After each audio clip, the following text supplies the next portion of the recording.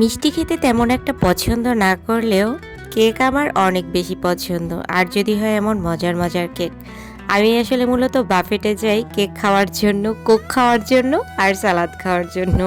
আজকে আপনাদেরকে সিক্রেটটা ফাঁস করে দিলাম। এখানে কিন্তু অনেক কিছু রয়েছে ডেজার্ট আইটেমের মধ্যে। আজ তো কেক রয়েছে, চাইলে আপনার বার্থডেটা কিন্তু এখানেও সেলিব্রেশন করতে পারেন। তাহলে অবশ্যই আগে আগে আসতে হবে। আর এই যে মজার মজার পুডিং, তারপরে হচ্ছে পিঠা, এটা আবার আরেকটা কেক, অনেক সফট কিন্তু এই কেকটা। সেমাই রয়েছে, এই যে কাঁচামরিচের কাঁচাগোল্লা, তারপরে পুডিং, ডেজার্ট আইটেম কিন্তু অনেকগুলো। আসসালামু আলাইকুম এভরিওয়ান, কেমন আছেন সবাই? এই যে বৃষ্টিতে আজকে আমরা রওনা করেছি বাফেটে খাওয়ার জন্য। এত পরিমাণে বৃষ্টি শুরু হয়েছে রাস্তায়, কি আর বলবো গাইস। তারপরও আমরা চলে আসছি অ্যামব্রোসিয়া ইনফিনিটি লাউঞ্জে আজকের বাফেটে খাওয়ার জন্য। স্নেহা একদম অস্থির হয়ে গেছে, তাকে আমি এত করে বুঝাইছি যে আমরা পরে যাব, কিন্তু হবেই না, তাকে আজকেই নিয়ে যেতে হবে। এই যে এত সুন্দর বাফেটটার লোকেশনটা কি লাগবে আপনাদের? লোকেশনটা খুব ইজি, ধানমন্ডি 10-এর আসবেন, ক্যাফেরিওর যে বিল্ডিং ওটাই 10th ফ্লোরেই হচ্ছে অ্যামব্রোসিয়া। আর এই যে দোলনায় এখন বসে পড়েছি আর দোল খাচ্ছি বাচ্চাদের মতো কিছুটা।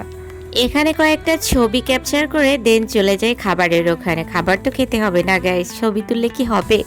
এই যে মজার মজার সব খাবার, 110+ আইটেম, 1100 টাকা। কিন্তু আমি এখানে একটা অভিযোগ নিয়ে আসছি। সেই অভিযোগটা হচ্ছে, এখানে আজ তো খাসি দেওয়ার কথা ছিল, অক্টোপাস দেওয়ার কথা ছিল, ঝিনুক দেওয়ার কথা ছিল, ডরি ফিশ দেওয়ার কথা ছিল, বাট কোনো কিছু পাইনি। কি আর করার, তাই সি ফুডের যে একটা স্যুপ আছে ওইটা দিয়েই ফার্স্ট ট্রাই করি।